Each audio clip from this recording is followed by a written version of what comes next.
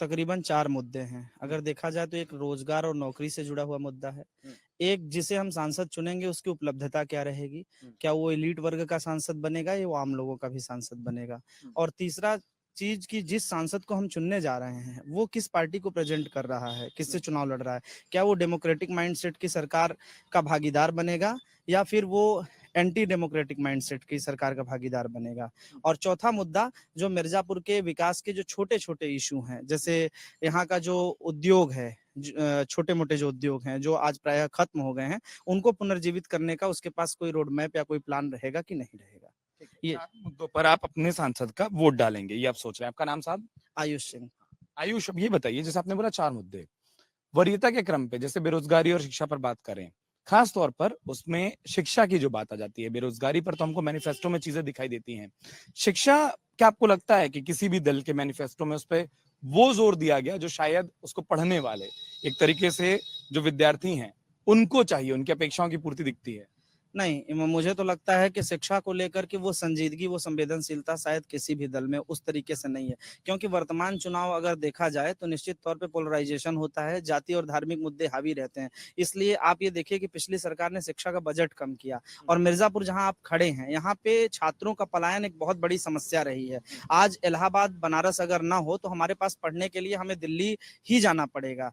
और यहाँ पर एमएससी मैथ से करने की कोई क्लासेस नहीं है मिर्जापुर शहर के अंदर। चुनार यहाँ से स्वतंत्रता संग्राम सेनानी विश्राम सिंह महाविद्यालय, वहाँ पे आपको एमएससी करनी होगी तो मैथ से वहाँ जाना पड़ेगा। तो ऐसे तमाम मुद्दे हैं जो शिक्षा से जुड़े हैं, चाहे वो विधि का कोई सरकारी कॉलेज हो, चाहे वो तकनीकी शिक्षा का कोई केंद्र हो, कॉलेज हो, वो दोनों यहाँ पर नहीं है। तो हमें पलायन करना होता है। तो छात्रों के पलायन को रोकने के लिए कोई रोड मैप पिछले इतने सालों में किसी सांसद ने संजीदगी के साथ नहीं दिखाया। जो हमारी सिटिंग एमपी हैं, इनके पास एक अच्छा अवसर था, क्योंकि दरअसल केंद्र और प्रदेश में इनकी सरकार है और ये गठबंधन की नेता हैं, तो अपनी तमाम बातें दबाव से मनवा लेती हैं, लेकिन उस दिशा में इन्होंने कदम नहीं उठाया। मिर्जापुर का केबी पीजी कॉलेज बहुत चर्चित कॉलेज है, राजनाथ सिंह यहाँ के प्रोफेसर थे फिजिक्स के। उस कॉलेज में बहुत बार छात्रों ने आंदोलन किया कि एमएससी की क्लासेस इवनिंग शिफ्ट में कर दी जाए, कम से कम 70-80 लड़कों का एक बैच चालू कर दिया जाए कि एमएससी तक तो हम पोस्ट ग्रेजुएशन की पढ़ाई तो इस जनपद से कर लें, लेकिन पोस्ट ग्रेजुएशन की पढ़ाई के लिए भी हमें इलाहाबाद जाना पड़ता है। तो शिक्षा को लेकर वो संजीदगी नहीं देखती। मुझे लगता है कि नौजवानों का भी एक बड़ा तबका पोलराइज होकर के अन्य मुद्दों पर हावी वोट देता है, इसलिए शायद सियासी दल उसको उस तरीके से गंभीरता से नहीं लेते हैं। और आयुष, मतलब एक सच आपने जो बता दिया, अक्सर लोग उसको कहने से बचते हैं।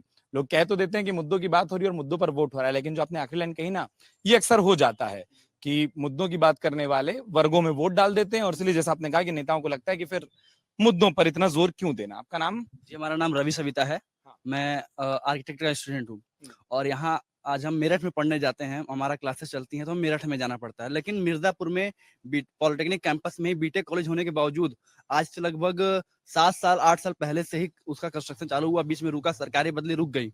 उसके बाद भी अभी तक कहने को चालू है, लेकिन चालू नहीं है, मतलब प्रोग्रेस में है, लेकिन अभी तक उसमें कोई भी एडमिशन का या फिर ऐसा कोई प्रक्रिया चालू हुआ नहीं है। और लेडी पॉलिटेक्निक जो मतलब यहाँ पे स्थापित हो गया है, आज 2 साल पहले से वो बन के तैयार है, अभी तक उसमें एडमिशन की प्रक्रिया चालू नहीं हुई है। तो आने वाली सरकारें जो भी हो, हमारा सांसद कैसा भी हो, जो भी हो, बस उनसे ये है निवेदन कि अगर वो चुन के जाते हैं, जनता के बीच में आते हैं, तो उसे रोकने का काम न करके उसे और भी आगे बढ़ाने का काम किया जाए। क्योंकि अक्सर सरकारें बदलती हैं तो उनके विकास के मतलब विकास के जो कार्य होते हैं वो रुक जाते हैं। एग्जिट पोल 2024 1 जून शाम 6 बजे से, लोकसभा चुनाव के नतीजे 4 जून सुबह 7 बजे से। देखिए चुनाव नतीजों से जुड़ी हर खबर सबसे पहले, सबसे सटीक, केवल अमर उजाला पर, amarujala.com।